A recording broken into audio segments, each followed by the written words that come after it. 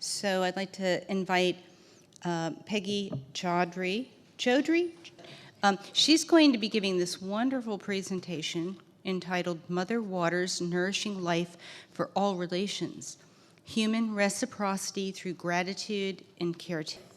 Thank you, Jim, for inviting me, and I want to thank all the organizers and the people keeping all the video on track, and all of you who are willing to come back after dinner and maybe a drink or two to listen to me. I think that's really great.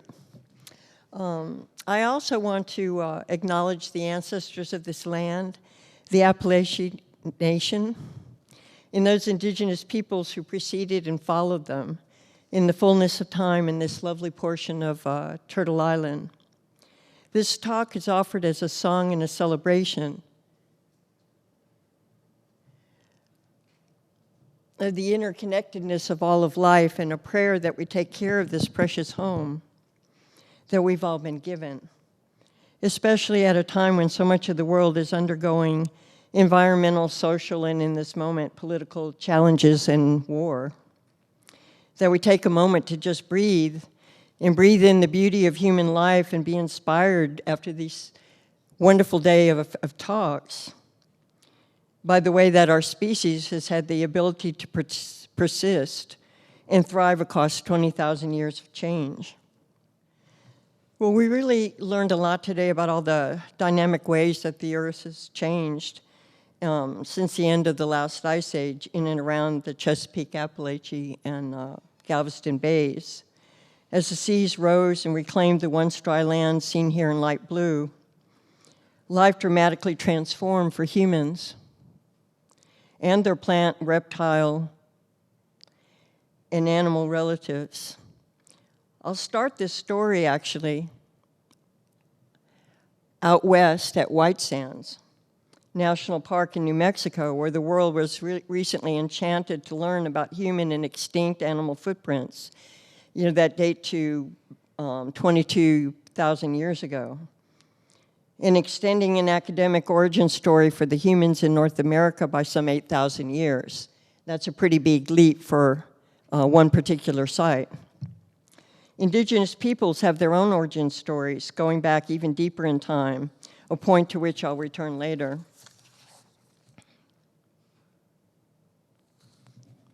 Footprints are among the most ephemeral of human-made features, but under auspicious conditions of moisture and gentle burial, like you were talking about earlier, the nature of the importance of gentle burial.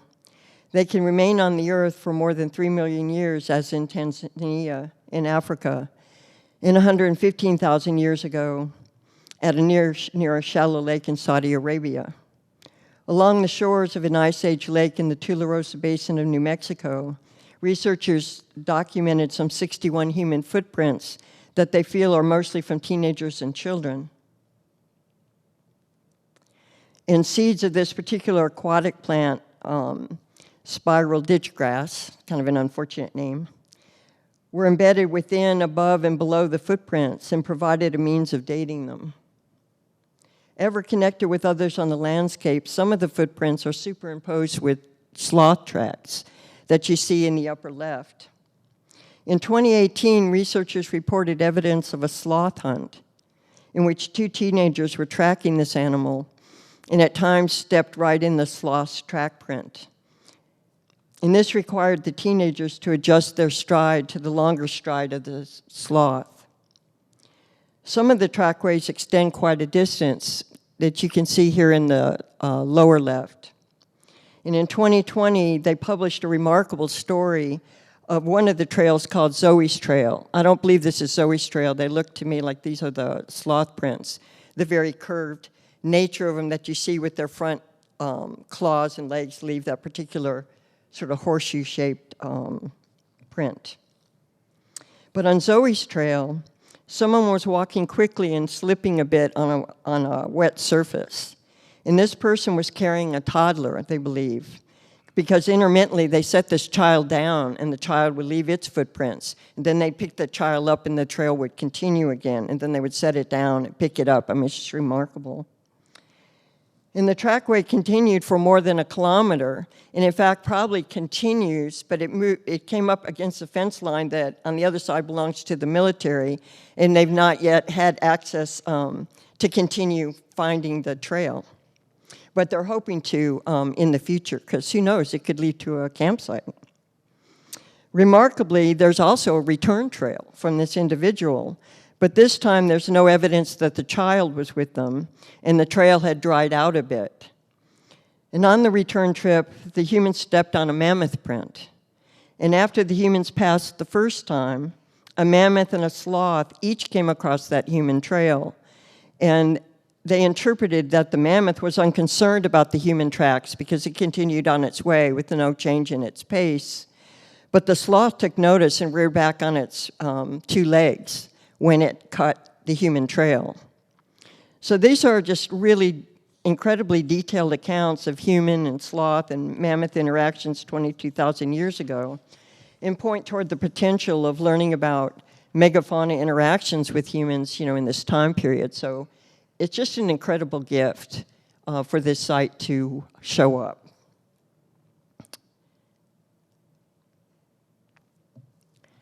So what was happening elsewhere at 21 to 23,000 years ago and earlier? This satellite view that we saw earlier in the day shows the modern outlines of the Chesapeake Bay and the Atlantic shore.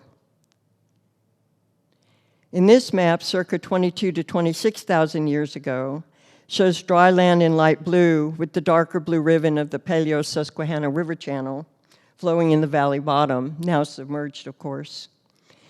And in the gray are the upland areas still above water, where 3 pre-Clovis archaeological sites with unambiguous stone tools and AMS dates between 19,000 and 26,000 radiocarbon years ago are marked in red. And the black stars are an additional 5 localities where the same Tillman Paleosol, which has been radiocarbon dated in those locations between 17 and 24,000 years ago. So pre-Clovis in the Chesapeake is building a bit of a record. I'll highlight 2 of these pre-Clovis sites, Parsons Island and a former upland camp near a small pond on the east side of the Susquehanna, which is currently surrounded by the waters of the Upper Bay. In the Sinmar locality that we've heard different interpretations of already today, which was located in a freshwater marsh near the mouth of the Lake Glacial Maximum Susquehanna, out on the edge of the currently submerged continental shelf, the outer part of the shelf. It's submerged under 230 feet of water, beyond the depth of most divers, although Dennis was, my husband, I'll mention Dennis several times for those of you who don't, he passed, but don't know him. He worked with Darren on the Sinmar, and I was lucky enough to join them on that. But he was optimistic that they could get ex-SEAL divers that were willing. They had some volunteers who were willing to try to take on that depth of water. And this site is located 62 miles offshore the Virginia Capes.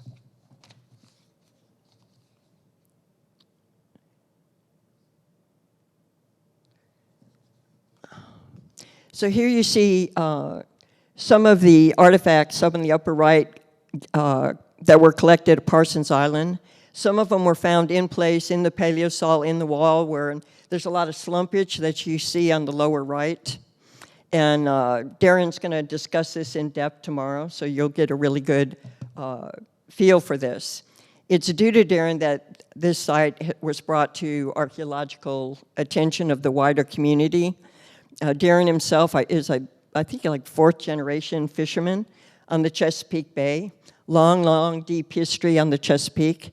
And he would go out there routinely and bird dog this site as it slumped away over the years, and he will show you those maps and has calculated the erosion. But that's why we were fortunate enough to recover knives that were still in the Paleosol, so where you could get oftentimes charcoal with them and date the piece of charcoal and recover the tool in place. So I want to just do a shout out to Darren for all the hard work that he put in on this site, along with Dennis. And one of the things, I think the message that he'll demonstrate very well for you tomorrow is how much can be learned even as erosion is taking away the sites. In the way that I see it, a lot of these sites, as deeply buried as they are, had this erosion not have been happening during this period of climatic change that we're going through in extreme storms, we might not know about a lot of these early, older than 22,000-year-old sites on the Chesapeake. So nature gives and nature takes away, I guess is one way of looking at it.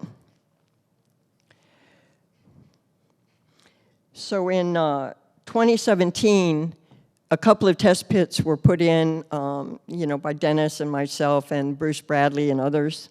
And again in 2020, Darren went in and put in another 1-by-1 meter test pit with people from the local universities. And now that Dennis has passed, in 2021, Mike Waters from Texas A&M is now working at the site, which is a good thing because there's been a lot of, well, you know how it is with pre-Clovis. People don't like it. People who don't like it, don't like it. Jim laughs. And that's just the way it is. And it stays the same on the Chesapeake. So with Mike Waters going in there and finding the same kind of dates that were found in the previous work and demonstrating with those excavations that which he will find, it's a really good thing for the site. And so I'm really pleased that it's moving forward in this way. So these dates that you see at the upper left, there are 3 recent dates from the 2021 excavations. These are 3 dates that on charcoal that was associated with stone artifacts. And they have an additional suite of dates, I think maybe, 4 dates in addition on charcoal, but that were not in direct association or at least close spatial relationship with stone artifacts. And these dates, as I said, were consistent with those that had previously been gotten on the site. So people were living here in the Middle Atlantic at the same time that the folks were living in White Sands, I believe. And tools include these knives, points, cores, and scrapers. And you get, what's really interesting to me about this site is that you get a wide diversity of tool types for the overall size of the assemblage. And this site has continued to produce, even though it has slumped so far back horizontally, that I've always been surprised. I always kept thinking, oh my gosh, one of these days there's not going to be any more artifacts coming out at Parsons Island, but that hasn't been the case, and lucky thing, so that now these more extensive excavations, we can get an idea of, better idea of what this campsite might be about. Likely visited on multiple occasions, I should guess. Here's one of the bifacial, bipointed knives in situ in a vertical wall following a slump, and it's embedded near the top of the dark buried soil containing the archaeological material.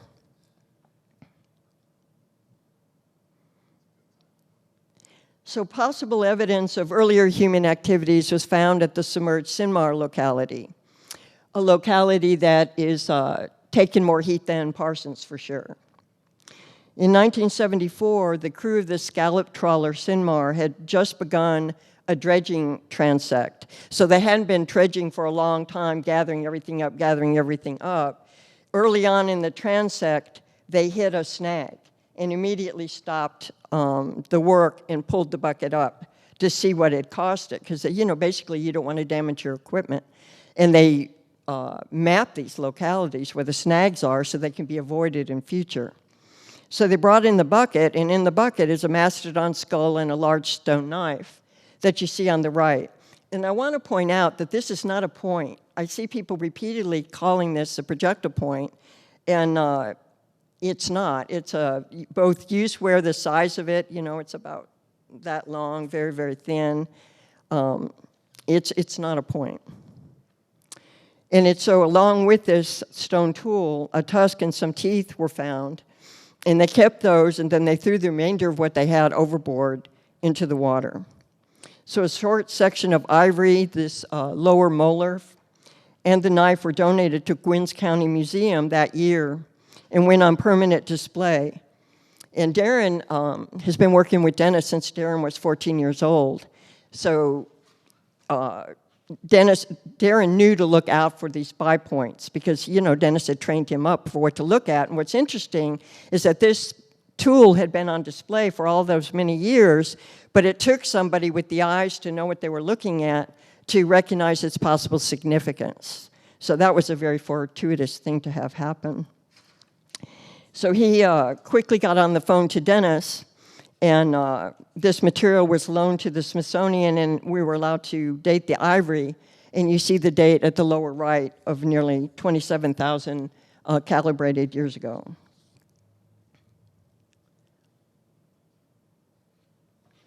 The find location was on the edge of what was the Lake Glacial James Peninsula, south of the ancestral Susquehanna. And there's a freshwater marsh lay immediately west of the barrier island in a channel where this adult mastodon died. Now, around 14,000 years ago,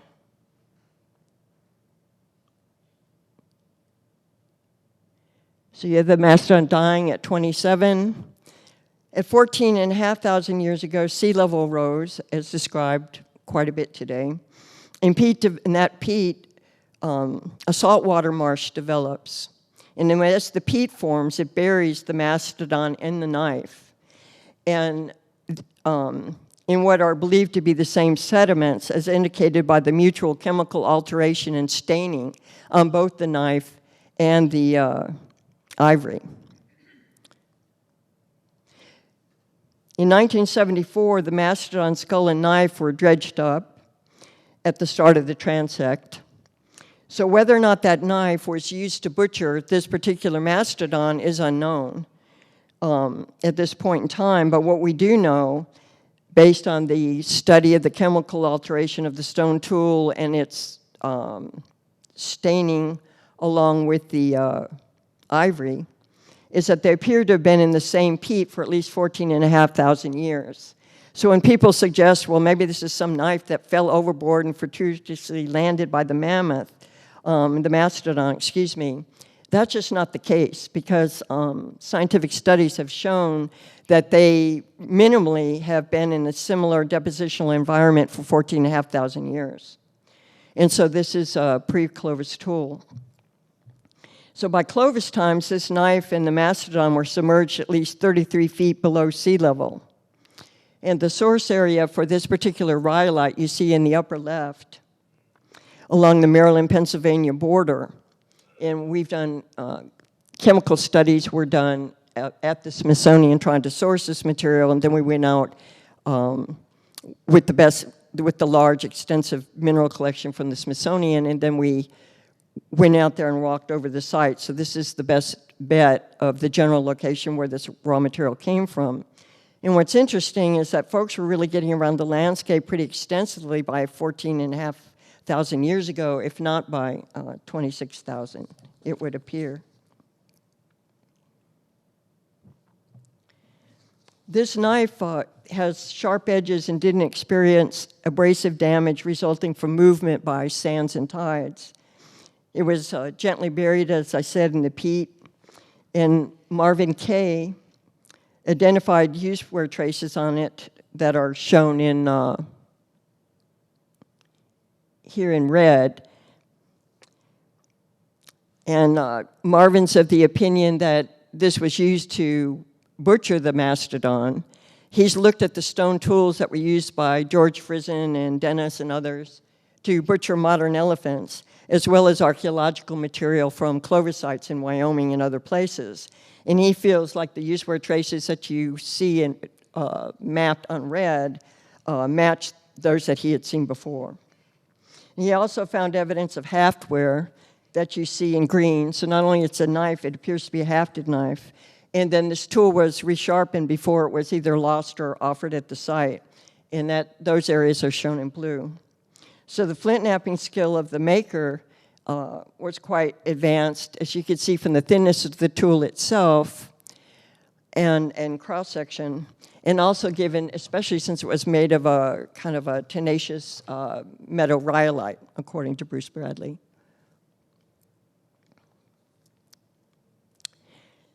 So the Sinmar find was discussed by Dennis and Bruce Bradley in the book Across Atlantic Ice, which suggested that some people may have arrived in the Americas by sea from the east.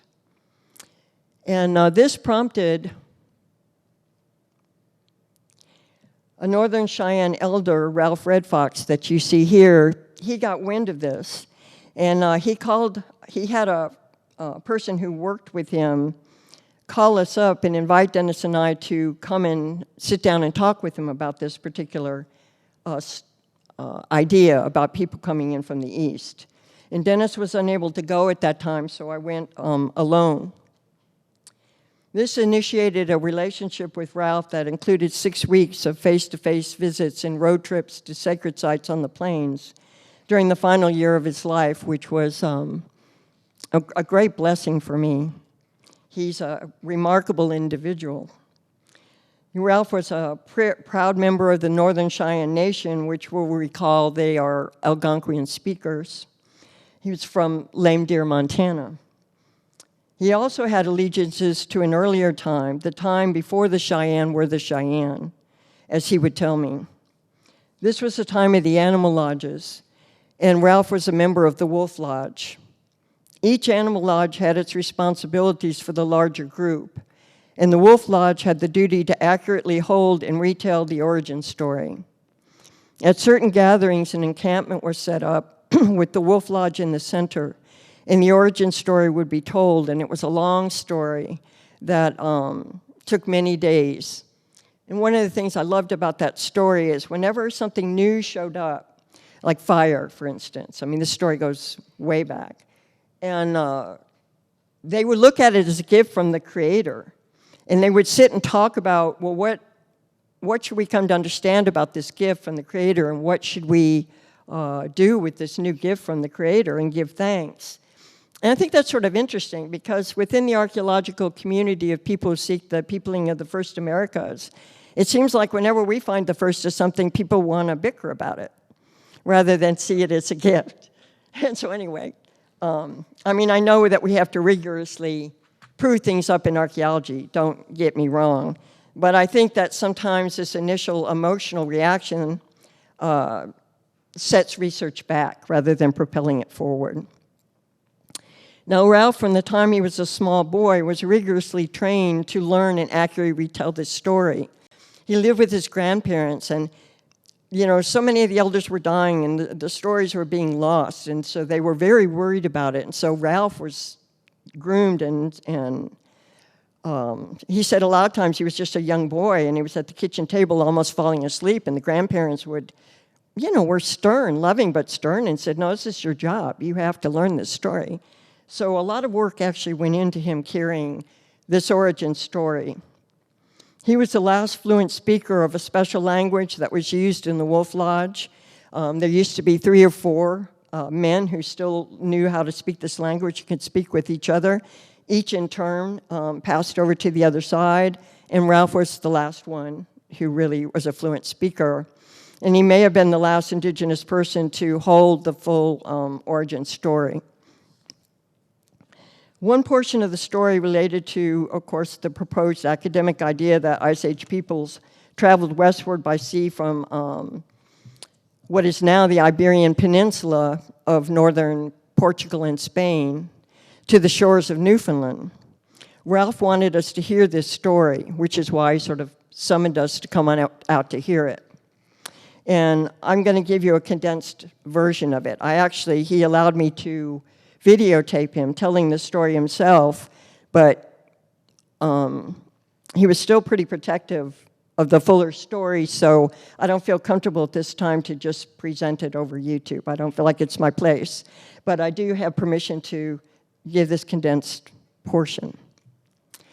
So it came to pass that a group of Paleolithic people were out hunting musk oxen at a place known as the Thumb. And they called it the Thumb because it was a point of land that jutted out like a peninsula. And while they were there, the sea began rising rapidly and cut off the route used to return to their people. There was a long discussion among the group members about what should be done. Some wanted to seek a way to return home, and others did not think that this would be possible. So the group split up, and Ralph said that nothing more was ever known of those who tried to return home. And the remainder of the group moved upslope and started to pray.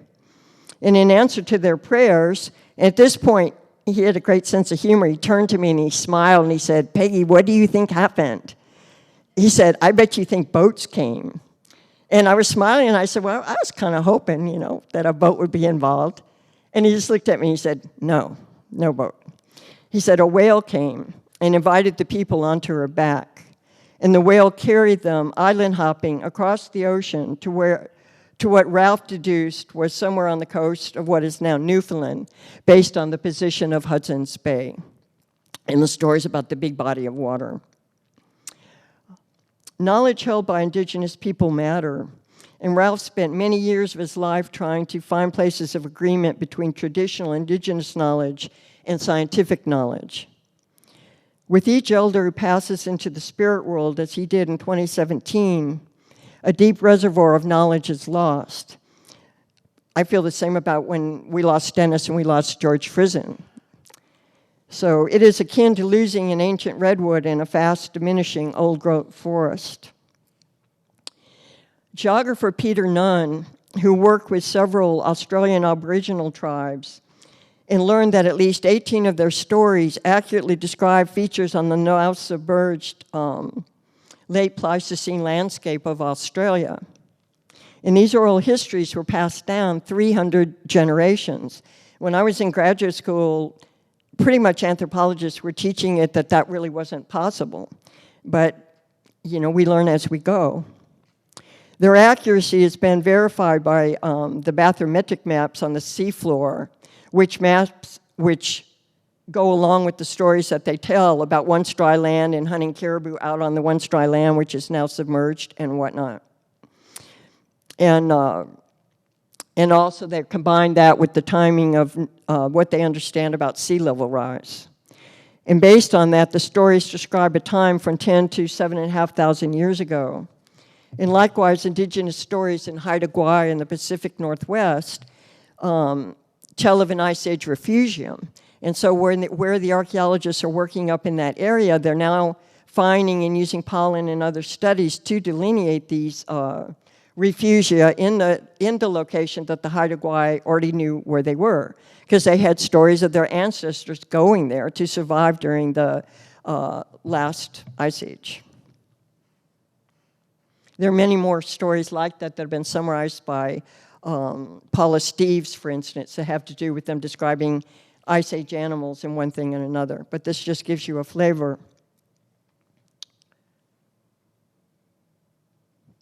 This is Doug Harris, a dear friend and respected individual. He's a former Narragansett Deputy Tribal Preservation Officer in Rhode Island. And he's been working with his tribal elders for a number of years who carry knowledge through the Algonquian oral traditions in that area that also speak of times when the sea level rose and people moved westward to establish new camps on higher ground. Doug's been working with the Bureau of Ocean and Energy Management for several years trying to establish protocols for the future protection of indigenous camps located on the now submerged continental shelf, and to mitigate damage from the construction of wind farms and the like. So indigenous people are important stakeholders in the effort to conserve coastal areas, in the submerged continental shelf in particular. Doug visited the Chesapeake sites with Dennis, Darren, and myself, and was particularly interested in the Sinmar find. But I think it's only fair and proper to note that he's not a fan of the Solutrean idea itself, as far as people coming all the way over from the Iberian Peninsula to Canada, for instance, and other places, mainly because his tribal elders' stories focus on camps that were out on the continental shelf and the people moving inland to drier ground, but none of them discuss crossing a big water.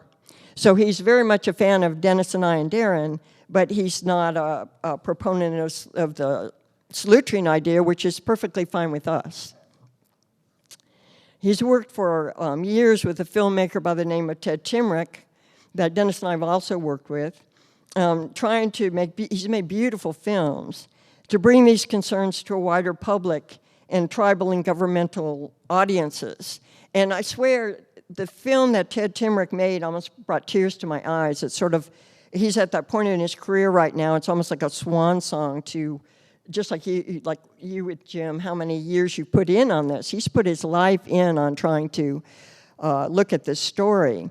He made a beautiful film, but government agencies would not allow him to show it on television. And what I told him is, you know, baby, you did too good a job of showing the peril from wind farms and these kinds of things, and at the same time, maybe not doing enough proactive thanking their organization and that sort of thing to make them lean into wanting to do more. So they're still working at it, and I'm hoping that one day that we'll be able to see this film widely. So here we see Darren on the left, standing on one of the many sites that are being destroyed by tidal erosion and human development. And this particular site is the Mockhorn Clovis site. And Darren and Dennis and I have published on this, and Darren's written another report that deals with not just the Clovis material, but all of the time periods represented at this location. But it yielded a particularly interesting Clovis assemblage, including that crystal Clovis point that you see at the top on the right. And what was really fascinating, I think, to us is that it includes the kind of stone tools that you would need for birch bark canoe construction and repair, in addition to the hunting tools that are more common on Clovis sites, you know, throughout the uplands. All right, so you see the circle on the lower right at the tip of, we're at the southern end of what is currently the Delmarva Peninsula, which is where the Mockhorn Island site is located. And this is the last remnant of land not submerged that occupies the position that's closest to the Atlantic Ocean and the incipient sort of baby Chesapeake Bay, if you will. And so this particular locality was of great interest to us because it was a chance to look at a locality where Clovis people might have had the resources, the rich resources, of sort of an early stage, low salinity estuary with a navigable stream that you see on the right. There's two darker blue lines with the red circle where the site is located between them. So you have a navigable stream right there by the site leading into the Susquehanna River of the day, and not that far away, and Darren believes within eyesight of the incipient Chesapeake Bay. And so if you don't like to think about Clovis people utilizing boats, then you probably won't like the Mockhorn locality. But for those that believe that late in the game, actually, by 13,000 years ago, we think it's so early, but really, people have been in boats more than 50,000 years ago to cross to Australia, rafts before that, you know, going to Flores Island, all of that. So by the time you get to 13,000 years ago, I think if you're operating with a paradigm that these people are hoofing it everywhere they went, I'd probably be being rude. It's probably because it's late in the evening, but I think you missed the plot, really. And you're also going to miss tools used to make that, because it's like Pasteur said, you know, chance favors the prepared mind. And you tend to find things, particularly if you're keeping your eyes open and looking for them. And so if you're waiting for the canoe to show up, you're going to wait a long time. You're going to wait forever, probably on the Chesapeake. Now, down here in Florida, you have them at 7,000 years ago, but there's a lot of places where you're not going to get the boat. So if you want to work on it, you're going to have to learn to find a way to recognize it from other information. Among the 22 cobble tools found at Mockhorn was what we think is a probable drill bearing cap. You see here at the top. Wood fibers have been identified under a scanning electron microscope that are preserved in the recess of this cap, and micrograins in this depression are sheared and rolled and polished, and you have plant fibers showing up on other tools from this site as well. Maybe not at all surprising. Tools created by bipolar reduction of small quartzite local pebbles, and you see here in the lower left, we think are possible drill bits, and they have very strong triangular cross sections. So Mike Frank, a primitive technologist that is part of the Paleo-Indian program, hafted and made experimental replicas of these, hafted them to a wooden bow drill shaft, and began drilling holes in wood with them. And of course, they work excellent. And the kind of use wear damage you get on the experimental tools matches what we're seeing on these Clovis implements as well. And there were 38 small wedges, or PASKA if you prefer, found on the site suitable for splitting wood, as well as small adzes, 3 possible crooked knives, and 2 burnishers, and 3 cobbles that are particularly interesting that we think might be caulking tools. What started Dennis off on this, and it was actually Dennis who came up with this idea. I was pretty skeptical at first, I gotta say, but once they did residue analysis, I was sort of leaning in. The complete cobble is thermally altered and reddened at one end, and the other 2 broken cobbles are also reddened at one end. And the complete cobble has a dark residue covering the surface, and that's very smooth and highly polished. And under microscopic and element analysis, high concentrations of copper and oxygen and carbon have been identified using SEM. And these elements are known from Europe and have been known for a long time that are reported on Neolithic, Mesolithic, and Paleolithic tools. So essentially across tools over a 30,000-year time period in Europe. And that which got me into that literature when we were writing the report, which is really interesting. I didn't realize that. In these European examples, the identified birch tar residue also contained plant fibers, which you also see preserved. The arrow points to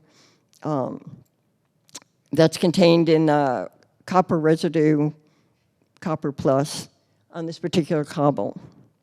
And so when we talk to ecologists and plant specialists at the Smithsonian about this, one of the things that they pointed out is that they attributed the high percentage of copper to birch trees because they assimilate natural copper from the soil and they expel it in their sap, which is something that other trees don't normally do.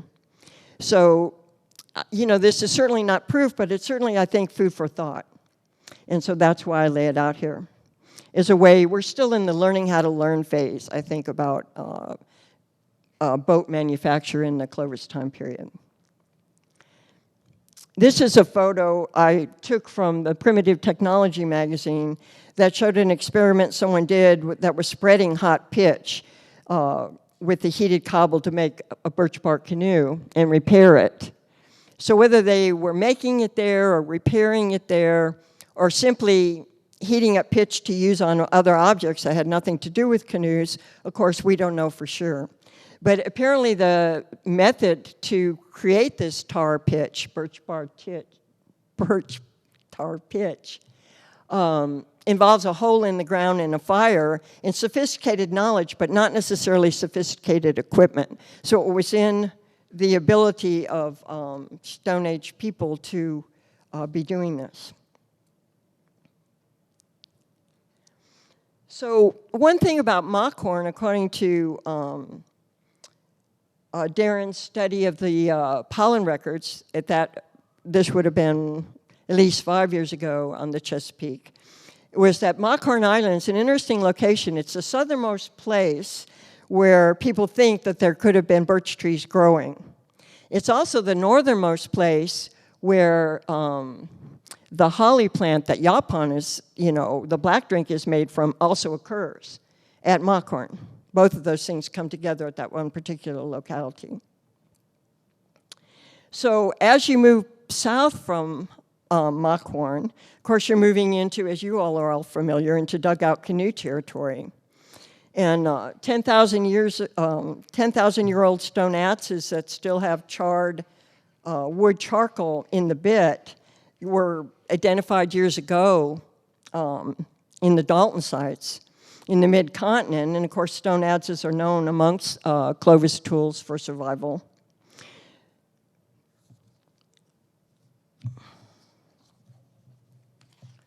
I just want to tell you that how deeply inspired I've been looking at the photographs that I could use for this presentation on your part of the world. It's so incredibly beautiful, and not having been raised in Florida, I was lucky enough to come a couple times and work with Jim and Dennis, but I'm really taken with it. I think I'm going to spend 4 or 5 days just poking around and go down to St. Mark's and spend some time here in this country. So beautiful. And of course, all of your birds and plants. So as we really have all come to understand from the speakers previously and Jim's lifetime of work, the land of the Aucilla, for those of us who live outside of it, as Paleo-Indian archaeologists really much appreciate its sinkholes and the glimpses into the ancient world of large creatures and those who lived alongside them, which is possible here. And I think that's been emphasized and maybe can't be emphasized enough, how precious a place this is to learn things that we can't easily learn elsewhere. So while an abundance of stone tools are known from the Southeast, such as the ones on the upper right in the Smithsonian collections, it is the extraordinary preservation of those seeds, woods, charcoal, bone, ivory that allow us to reimagine what the environments were really like and what life might have been like in the past. A great many of the bone and ivory tools have been found, of course, here in Florida. And this slide combines organic Clovis tools from across the United States.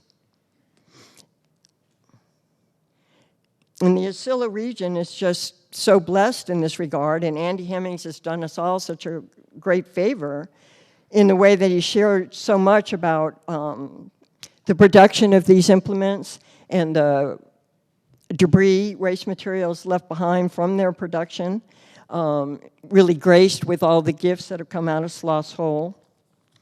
Now, some of the bone and ivory rods, whoops, apologize, that you see in the box, they've been interpreted in a variety of ways. I know that Dennis really liked some of them from Anzac as foreshafts and composite spears. And other people aren't too crazy about those ideas. And I think I saw you, Andy, on one of your small samples videos, which were so well done. I think you were suggesting, too, that we're still open to learn what some of these particular ivory rods and bone rods are about. So I want to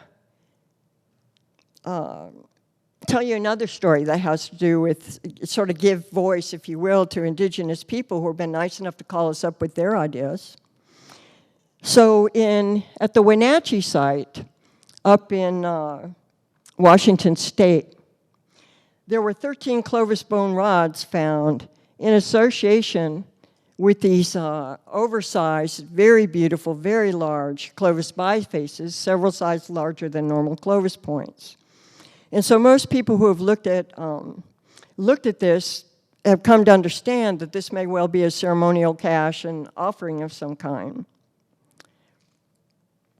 Now, Marvin Kemp, who's seen in the red shirt here in the upper right, is a hereditary chief of the Snoqualmie Nation of Puget Sound. And he invited Dennis and I to come to Puget Sound to meet with them face-to-face to discuss these objects. And he had gone around previously. I think he spent at least maybe a couple of years going around to elders of different tribal communities and different tribes throughout that Northwest Coast area, talking to the shaman, talking to the grandfathers, talking to the grandmothers. And what did they know about it? What did they think about it? And there was quite a consensus of what they thought that this was. And so he thought that we should listen to what they had to say. And so we were happy to do it. And flew up there, and we brought casts of these tools found at Wenatchee that we had made at the Smithsonian, and we gifted them to the tribe so they wouldn't have to just use photographs when they were showing this around to the elders. And we listened to, for days, to different people talking about their understanding of this cache. And what they think these bone rods are about is that they're an ancient example of equipment used in an important ceremonial guessing game known in this part of the world as slahal. Versions of this game are played all across the coast. The extent of this particular game, which is actually known as hand game or stick game in other parts of North America, it has about the same geographic extent as Clovis points, or Clovis itself does, the extent in modern life of this particular game. It's commonly played today at powwows and social gatherings. I learned it as a graduate student at American University. One of the ethnographers taught it to me straight away because he said, if you're ever going to go work with Native people, you're going to come across this game and you need to know how to play it. And that was sort of my introduction to hand game. Now, slahal gaming pieces, you see a modern slahal set here. They usually include 10 counting sticks, one decorated kicker stick that's larger than the others, and 2 smaller bones that are the size so they can be hidden in the palm of the hand. And one of them is marked and one is not marked. And in this gambling game, the object is to guess which hand the marked bone is hidden. 2 teams face off and employ song, strategy, drumming, spiritual power, and diversion to outwit their opponents. And they say that in former times that shaman were often the heads of these teams, and these competitions were taken fairly seriously. Each time a correct guess is made, that team wins one of the counting sticks from their opponents. And the game continues until one team has won all of the counting sticks, and then they win. And the wins are not disputed, which is an important point in prehistory. Although you have a lot of laughter and camaraderie accompanying the game, and now there are big slahal tournaments at the gambling casinos in the Northwest. This is a big deal. But underneath that, it has serious and original underpinnings. Slahal is considered a gift of the Creator, who gave people a nonviolent means of resolving disputes. And the game is referred to as bloodless warfare. And it is considered a ceremonial tool of survival, and the results of the win are not to be disputed. So, in addition, slahal has sacred roots in their origin story, in which it was decided whether animals would eat humans or humans would eat animals.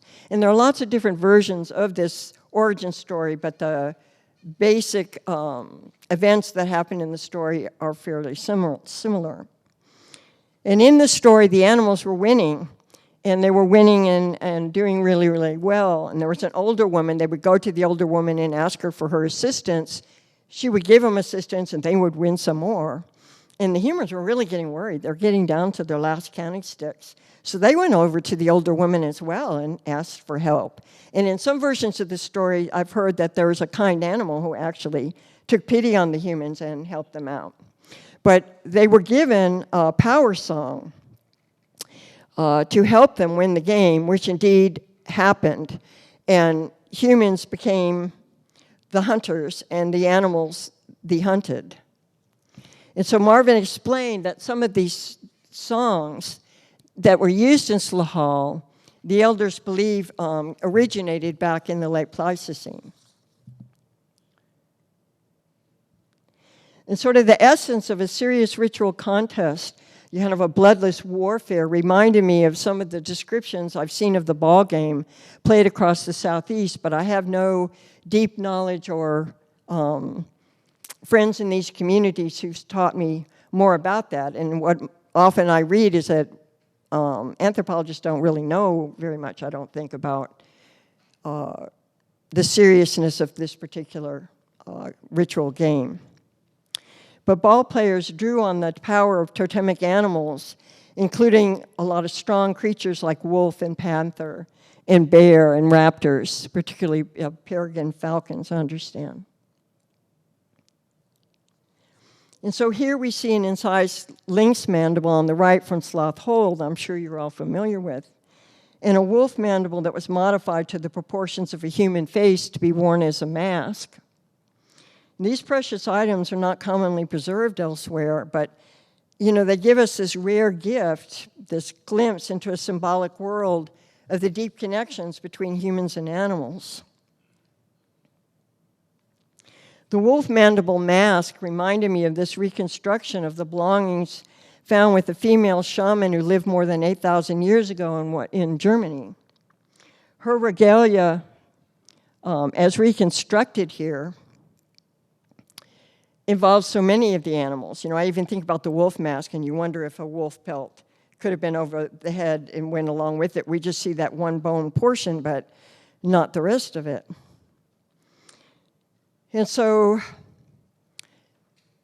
you begin to feel into the world that still exists amongst indigenous people all over the globe. Not everyone. Folks are folks, just like in our communities. And some are no longer traditional. But there's an underpinning throughout it, a basic difference in understanding of how the world works than I think a lot of us were raised with. And that is that everything is alive on the earth, from stones to plants, animals, everything. Weather, all of it. And all of it can be communicated with. It is reaching out to communicate with us. And the power of harmonizing that, of harmonizing the seen and the unseen world and bringing balance back to situations that might be unbalanced. Shamans played a big role for their community in trying to take on that kind of work, as well as being healers of medical maladies. Since everything's connected, spiritual maladies cause illness. And what's interesting is that scientists now are coming around to this point of view. It's really fun. You've got ethnobotanists figuring out that plants can learn. You have people working on fungi and all of those networks and finding the mother tree in the Northwest who's feeding the youngsters, and realizing how within a forest you have a community who not only serves their kindred but will help out other species, and that there's actually perhaps more cooperation going on than competition as envisioned by Darwin, for instance. And so one of the gifts, I think, of traditional indigenous people is to offer this perspective to a world that is struggling right now to take care of, even the words we use, our resources, our national resources. I know when I'm with indigenous people and we're sitting around drinking coffee in the kitchen, they laugh. They love to tease me, and fair enough, that these are their relatives. And we call them, we think that they have no consciousness. And just food for thought.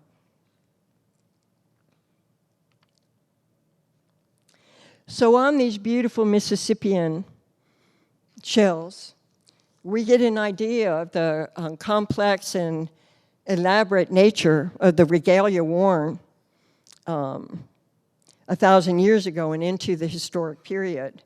And it speaks of a shared cosmology that deeply incorporated other than human realms.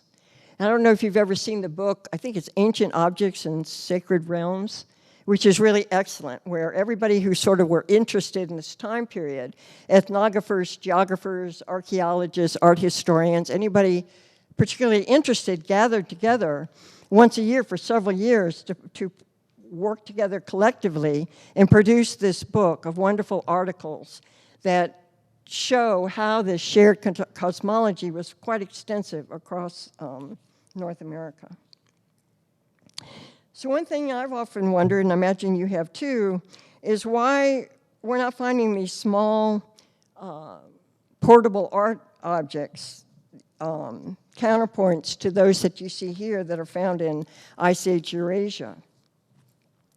And perhaps in these wonderfully preserved submerged sediments being studied in the Oscilla, these will be forthcoming. Now, here's another object that people like or you don't like. It's in that category. So here's a depiction of a mammoth incised into a long bone of either a proboscidean or a sloth. A carving found near Vero Beach with the chemical and mineral analysis done of the fossil itself suggests that its origins could indeed be from that neighborhood. And although there isn't full agreement on its authenticity, so far quite a number of scientific analyses have been conducted, both here in Florida as well as at the Smithsonian, and no one so far has found definitive evidence that this carving was done recently. And in fact, those things they were able to tease out suggest that the carving itself and the bone on which it is had a similar weathering history together. My feeling is that if it is real, and I think it could well be, but I'm still open to being wrong on that, then in time something similar will be found, which is usually how I handle the first of things that are found. Rather than going to that combative mode of, it's got to be fake. Dennis, I think it was Dennis's influence, really, back in 1979, saying, you know, Peggy, we don't have to know everything right away. Just remember it, keep it in the back of your mind. If it's real, more will be found. Just like Meadowcroft. Meadowcroft kind of stood alone out there for a long time, getting beat up. But then, lo and behold, more neighbors showed up. And so now, just like the 20, 21, 22,000-year-old sites on the Chesapeake, lo and behold, you know, we have white sands. So it's never over till it's over. And I think it's good to use our critical thinking skills, but I don't think they should overpower to the point that I think sometimes there is honestly knee-jerk emotional reaction to some of these finds that people are saying, well, we're just protecting the purity of science. And I don't know, I'm 40 years down the line now of watching this, and I don't believe that as much as I used to. I think that the emotional component of not liking something that is so far outside your comfort zone drives a lot of the debate. This is material that was found in southern Georgia. There's a large cache that I actually saw for the first time here last time we gathered. And it's a large cache that has 2 Clovis cores in it, and all kinds of blade tools, lots and lots of unifacial tools, bifaces, all kinds of things, including about 24 or more flakes that look like animals. It's made out of a fossil coral that occurs right there at that locality. And then we also have these portable objects from the Gault site that are incised pebbles.